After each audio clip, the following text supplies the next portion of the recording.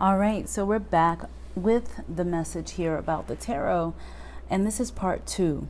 So yeah, I was telling you that there are, a total of 56 cards in the minor arcana, and then you also have an additional 22 cards, which are the major arcana, and those are used to tell the complete story.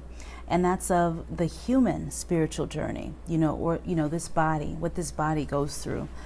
And so it talks about, if you start from the very beginning of the tarot with the Fool card, and in this deck, this is the Psychic Tarot Oracle deck by John Holland, you can see the Fool card, New Beginnings.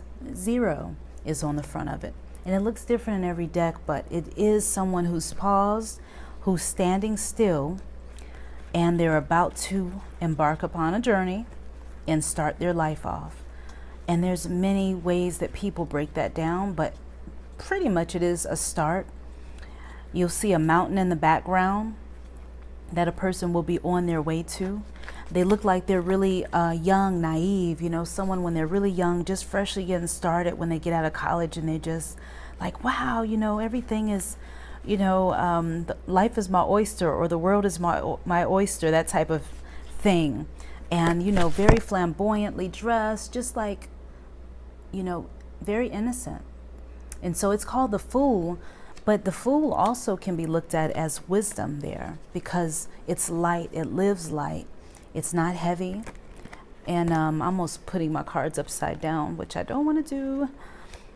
But, at the beginning, things can be rocky, because you don't know anything yet. You're just starting off.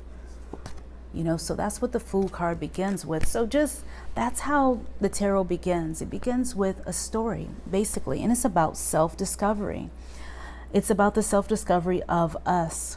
And every tarot deck is, different. And then you have a general type of tarot deck that is supposedly like the template for tarot overall, because it's like the one that started it all. And that's the Radiant, it's called the Rider-Waite tarot deck that I know of. But we also have the Meduna tarot cards, and that is the oracle deck of Tahuti, if you will. And that's what one of my master teachers created, and that was created a long time ago. Maybe it was in the 80s, but you can look up Meduna tarot part 1 or Meduna tarot oracle cards to find those. And soon I'm going to be working with them again and doing readings with them, because I really, I speak that language all day long. So we're going to have to use that deck. Anyway, so let's go back to the tarot. We have, you can use these cards all kind of ways. Some people play a game with them, but they are definitely used to help represent different stages in a person's life and different people in your life as well.